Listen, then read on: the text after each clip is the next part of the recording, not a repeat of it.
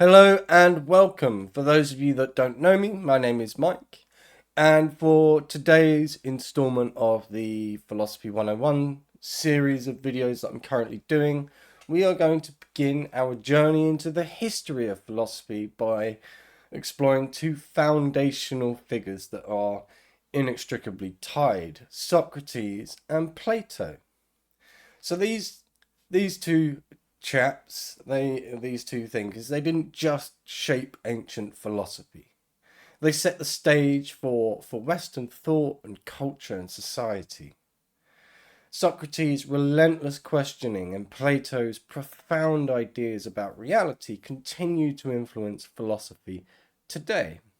In fact, I would go a step further than just influence on philosophy and say that the ideas of Socrates and Plato heavily influence all of Western culture, and they also have had a profound influence on religion, like Christianity, for example. So the um, the significance of these two figures, of Socrates and Plato, just cannot be um, it can't be overstated. They are perhaps the most profoundly influential figures in the history of the Western world. So the agenda for today's video is we're gonna it's pretty simple. So we're gonna have a look at Socrates himself, who he was, and more importantly, the Socratic method and his legacy. We are also going to revisit Plato's theory of forms. I have mentioned it before in a previous video in this series, but it is nonetheless relevant and necessary to what we're discussing today. And we are going to also revisit the allegory of the cave, because although I have mentioned it before in this series, it is just like with the theory of forms, it is super relevant and vital to what we're discussing today. So let's start with Socrates. Now, Socrates is often called the father of Western philosophy, and that name, that title, that label, whatever you want to call it, is there is no hyperbole. It is accurate. Now, normally when people are given such grandiose titles like father of Western philosophy, it's somewhat hyperbole because they've had some influence and so on and so forth. But there's a bit of like exaggeration involved. But when we are talking about Socrates, and this really applies to Plato too, that title, that mantle of father of Western philosophy, is in no way, shape, or form an exaggeration. So Socrates lived in Athens in the 5th century BCE, and unfortunately for us, he never wrote anything down. Socrates believed that a philosopher shouldn't waste their time on such things. They should be out in the world engaging with people and philosophizing. So had it not been for Plato, we would know very little about Socrates. So the bulk of what we know about Socrates comes from the great works of Plato through his dialogues, but also uh, there is another. Well, there's a couple of other people that mention Socrates as well, and one of those was Aristophanes, he was not a fan of Socrates. He wrote a play called The Clouds, and in that play he created a caricature of Socrates and made him really quite annoying and so on. But the vast majority of our actual sort of knowledge about Socrates and his ideas comes from Plato. And Plato is, or was, should I say, Plato was a student of Socrates. So Socrates is known for a few things. The most prevalent of those things is his method of questioning, what we call the Socratic method. And Socrates believed in that in order to find truth, we must examine our lives. And he made a statement that you've probably heard before that's incredibly famous, which is the unexamined life is not worth living. Now, Socrates was, in the end, he was put to death by the Athenians on the charge of corrupting the youth of Athens and impiety. So, Socrates, unlike most philosophers of his time before, and indeed since, really, Socrates wasn't at all interested in answering questions. He had no answers to give. His mission was to challenge assumptions. So his method, that we now call the Socratic method, involves asking a series of questions to clarify and refine ideas. So let's suppose someone claims justice is treating others fairly. Socrates might ask, what is fairness?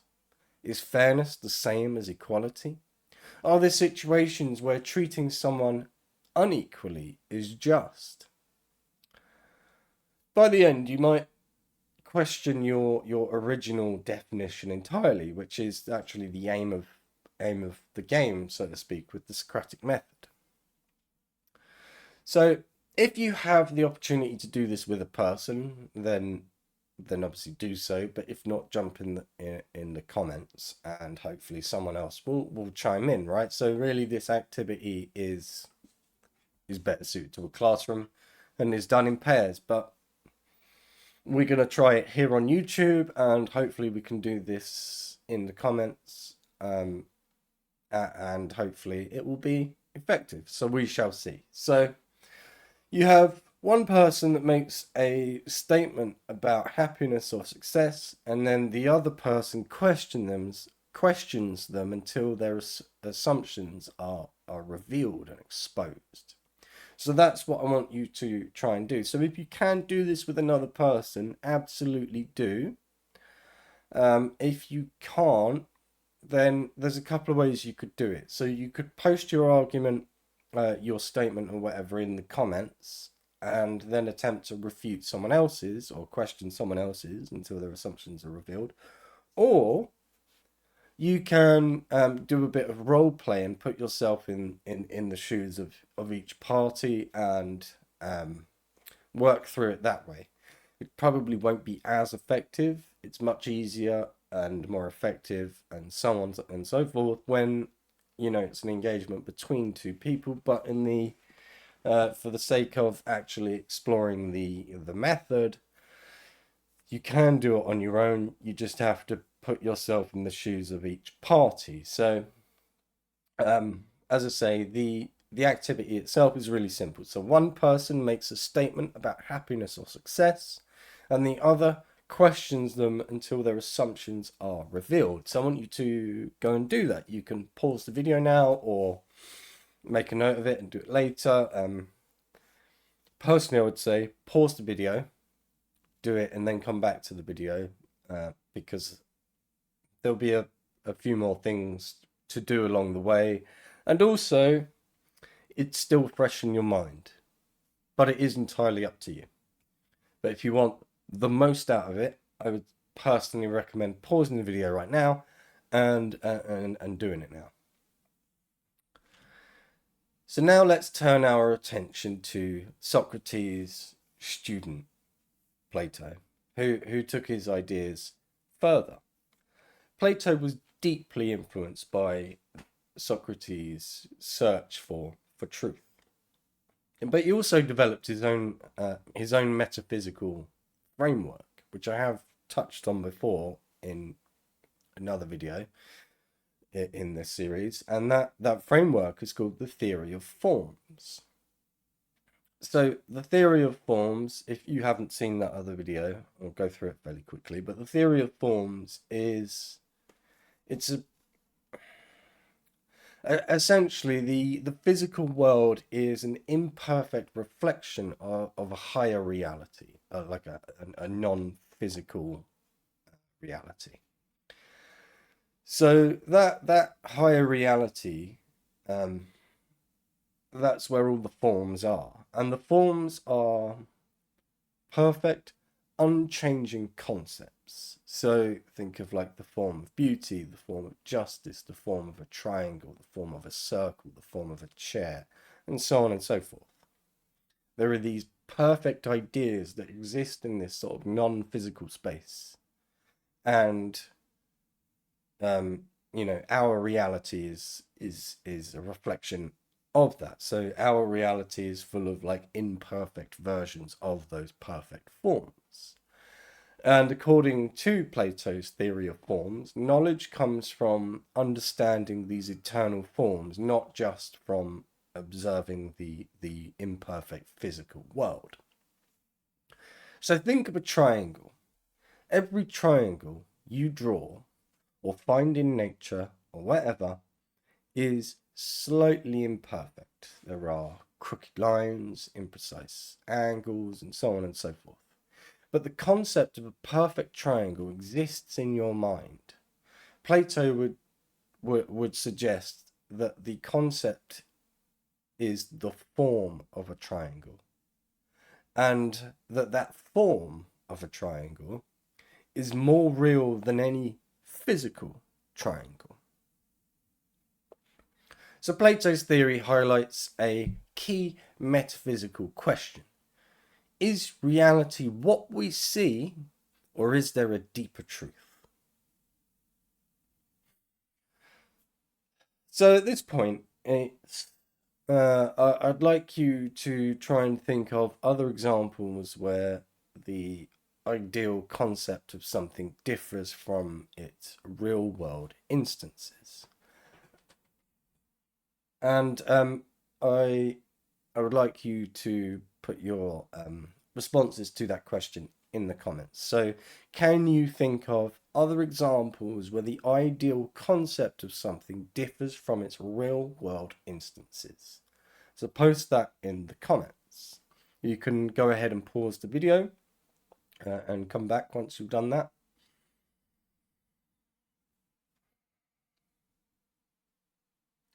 So I mentioned before at the beginning of this video that we're also going to have a quick sort of revisit of the allegory of the cave, because it is obviously relevant to Plato and Socrates. And so the allegory of the cave is something that Plato put together to illustrate his ideas about reality and the realm of the forms. Plato gave us the allegory of the cave, which, as I said, we did touch on earlier in the metaphysics lecture. So let's get into it with a little more detail, hopefully this time. So if you haven't seen that metaphysics video, let me just quickly go through the allegory of the cave, and then hopefully you'll get a picture of it. So imagine a scene, right? So there's a bunch of prisoners chained up in a cave, and they're facing the wall, and all they can see is shadows on the wall. So there's a fire behind them, and that fire casts the shadow of people moving objects onto the wall. And that's all that the prisoners can see, those shadows. So a prisoner escapes. They release themselves from their bounds, their chains, and they manage to see the real world. And then and only then did they realize that the shadows were just illusions. So this escape into the so-called real world represents the truth, represents the sort of ultimate truth and knowledge, according to Plato. So the prisoner who escapes is essentially a philosopher. They see the world for what it really is, rather than seeing just the shadows. So Plato uses this allegory to argue that most people are like the prisoners, mistaking sensory appearances for reality. And philosophers, as I just said, are like the escaped prisoner, and they seek higher truths.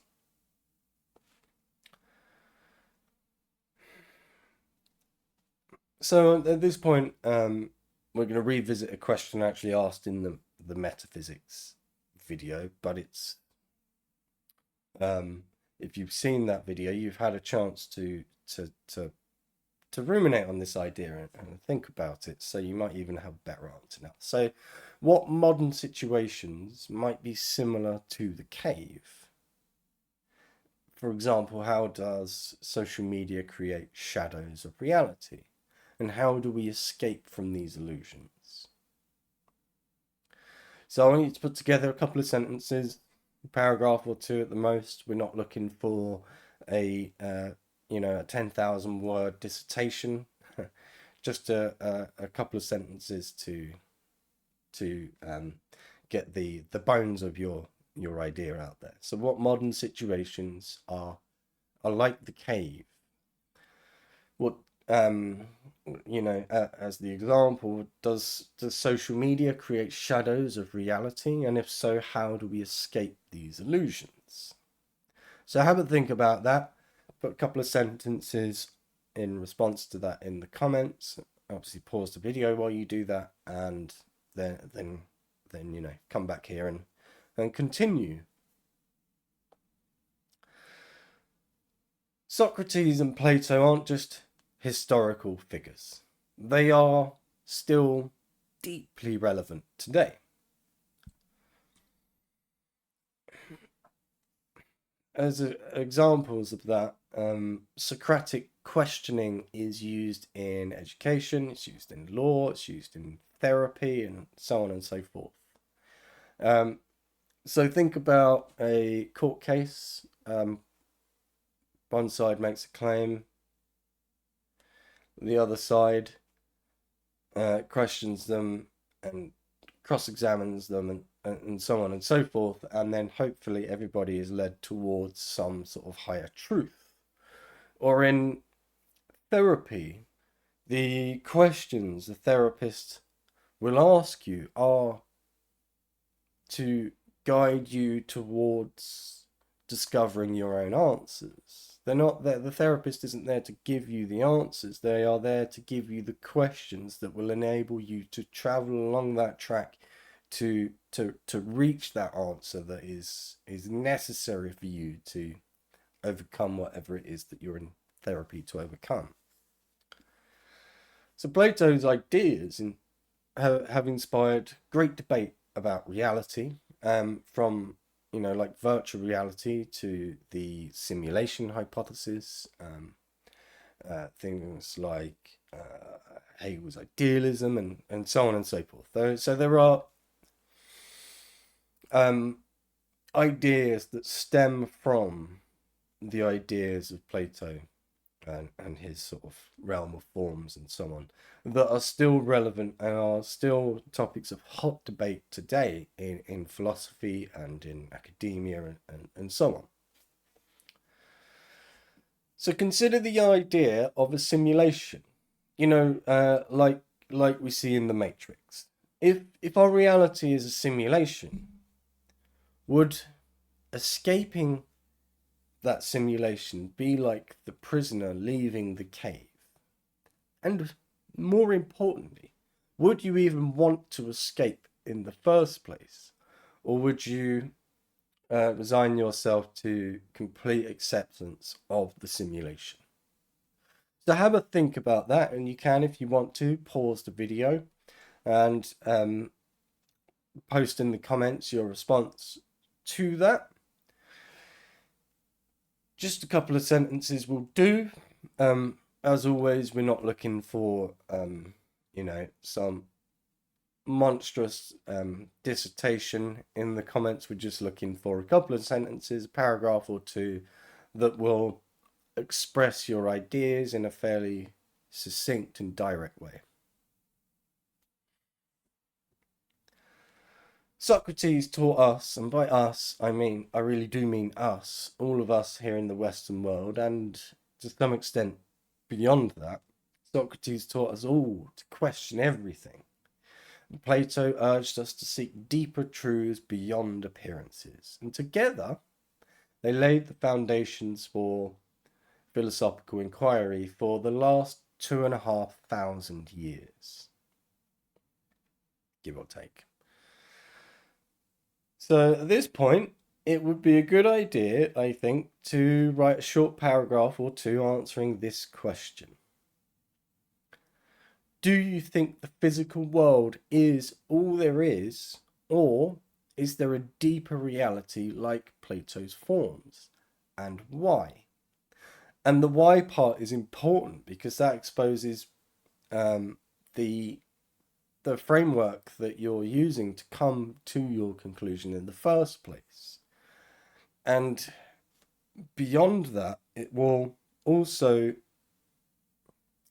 enable you to view your own idea somewhat objectively and be able to discover the influences from around you that have found their way into your thinking on the matter. So, do you think the physical world is all there is, or is there a deeper reality like Plato's forms, and why? So that's it for this video. In the next one, we are going to have a deeper look at Aristotle's virtue ethics, and Aristotle's virtue ethics is something that we have touched on before, but this one is going to be a deeper look at those ideas. So Aristotle was someone who took a much more practical approach to philosophy than Plato did. So it's going to be interesting, to say the least. So I hope to see you on that one.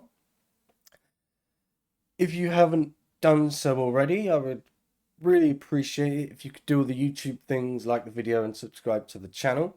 That would be greatly appreciated by me, but also YouTube will show you obviously more of my content, but more importantly, YouTube will recognize that you're interested in philosophy, and in your browse page or home page or whatever they actually call it, I can never remember, YouTube will start showing you other people discussing the ideas of philosophy, which will help you to broaden your knowledge and your perspective, and well, everybody benefits from that. So that's one of the wonderful things about YouTube. So like the video, subscribe to the channel, we all benefit from it.